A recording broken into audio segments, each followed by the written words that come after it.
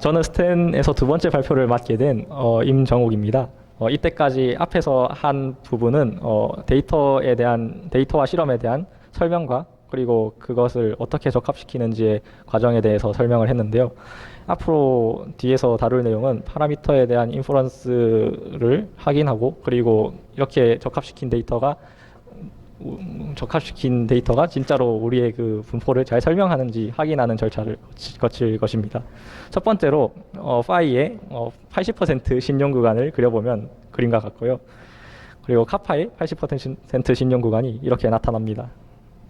그리고 각 실험, 71번의 실험에 대해서 다른 세타 값이 71개가 있는데 그중 앞에 16개를 임의로 선택해서 80% 신용 구간을 마찬가지로 나타내면 다음 그림과 같습니다. 그리고 로그 파이와 로그 카파에 대해서 스캐터 플롯을 그려보면 이렇게 아주 잘 나타나는 것을 확인할 수 있습니다. 이것은 겔만의 BDA에 있는 피겨 5.3과 똑같은 형태로 나타난다는 것을 확인할 수 있었습니다. 그리고 여기까지가 스탠에서 기본적으로 제공하는 인퍼런스고요. 그리고 저희가 실제로 데이터를 분석하는 데 있어서 더 궁금한 값이 있을 때 그에 대한 인퍼런스를 조금 더 자세하게 확인할 수 있는데요. 저희는 거기에서 P 맥스, 그러니까 맥스 값을 테스트 스태티스틱스로 했을 때 베이지안 P 밸류 값과 마찬가지로 민을 테스트 스태티스틱스로 했을 때 베이지안 P 밸류 값, 그리고 세타 중에서 임의로 추출한 그냥 네 개의 값과 그리고 0.35를 넘는 임의의 세타 값이 출현할 확률을 한번 프린트를 해봤습니다. 그래서 풀링 모델에 대해서 위에 그 관심 있는 값들을 출력한 결과는 다음과 같습니다.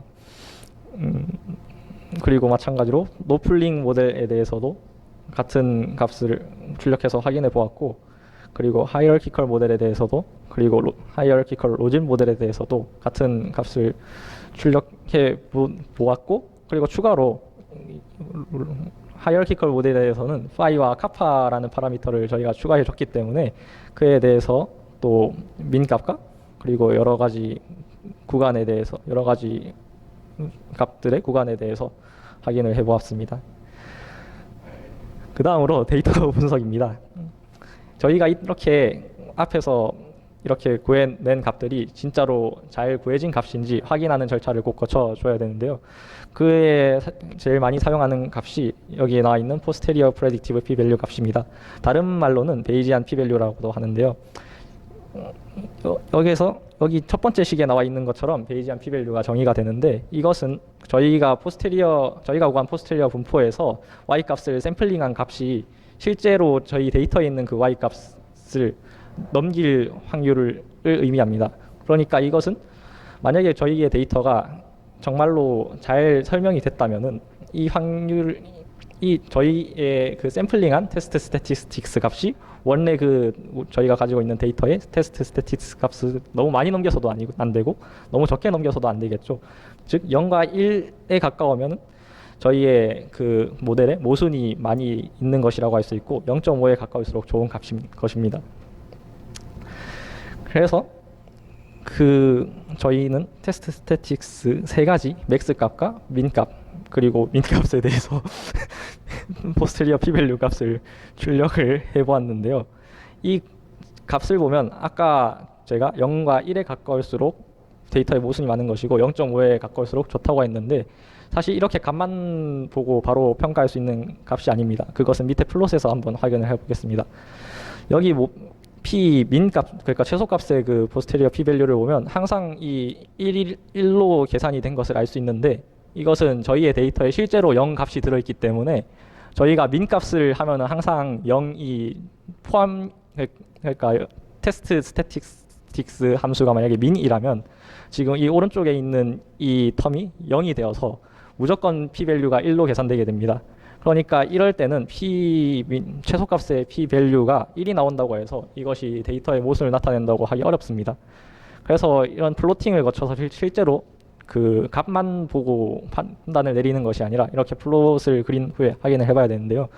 여기에 있는 이 파란 선이 실제 저희 데이터의 그 테스트 스태틱스 값인 것이고, 그리고 저희가 시뮬레이션 된 그 포스테리어에서 구한 값이 이렇게 나타나 있는데, 지금 이 하이어키컬 모델과 하이어키컬 로진 모델을 보면은 이 파란 선이 대체로 저희가 시뮬레이션을 해서 나온 값에 대체로 가운데 있는 반면, 컴플리트 풀 모델과 노풀 모델을 보면은 이렇게 극단에 치우쳐져 있는 것을 알 수 있습니다.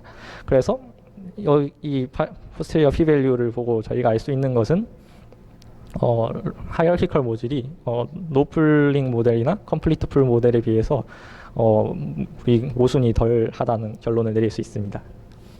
그 다음으로 쓰는 척도는 WAIC 값인데요.